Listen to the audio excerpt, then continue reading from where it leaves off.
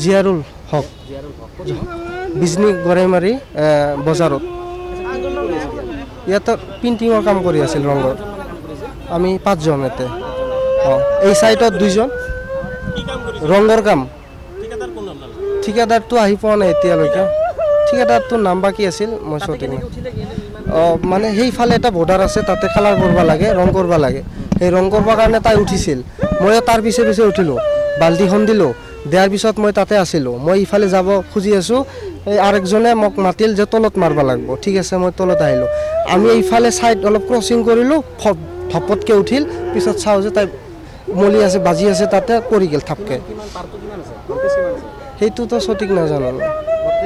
ইয়াৰ আগতো কাম কৰা হৈছিল তাতে এতিয়া তাতে নাছিল ভল্টেজটো নাছিল ডিপাৰ্টমেণ্টৰ কোনোবা লোক আছিল নেকি আপোনালোকৰ কাম কৰা সময়ত নাই কোনো নাছিল ৰুমত আছিল সব আপোনালোক বাহিৰত কাম কৰি আছে বাহিৰত আচ্ছা তাৰমানে আপোনালোকে যে কামত সোমাইছে কাম কৰি আছে ডিপাৰ্টমেণ্টৰ মানুহে জানে আচ্ছা এই ঘৰত কোন আছে জিয়াৰুলৰ ঘৰত মা আছে দুটা দাদা আছে কিমান বয়স হ'ব তাৰ 18 বছৰ হ'ব কোনোটো আমি একজেক্টলি ক'ব নোৱাৰোঁ যিহেতু আমি অফিচত আছিলোঁ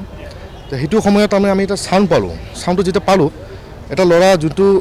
কণ্ট্ৰেক্টৰৰ আণ্ডাৰত লেবাৰ কাম কৰি আছিল সি আমাৰ সেই ওপৰৰ চালখনত উঠিছে তাতে কিন্তু কোনো কাম নাছিল আমি জনাত তেখেতে ৱাল চোৱাল পেইণ্টিং কৰি আছে কিছুমান আজি হঠাৎকৈ তাতে যি উঠিল এইটো আমিও গম নাপাওঁ একচুৱেলি জিয়াৰুল নামৰ ল'ৰা মই এইমাত্ৰ গম পালোঁ বিজনীৰ ল'ৰা এইটো জিয়াৰুল হক নে কিবা এনেকুৱা লিখে এইটো 33 ভল্টেজৰ হয় আপোনাৰ বিজনী লাইন হয় এইটো বিজনী লাইন হয় 33 kV লাইন হয় এইটো বিজনী হয় হয় ই কেনেকৈ শ্বৰ্ট খাল ওপৰত উঠিছে ওপৰত উঠাৰ কাৰণে হয়তো লাগি গৈছে কিবা কাৰণত ঠুকাইছে স্পট ডেড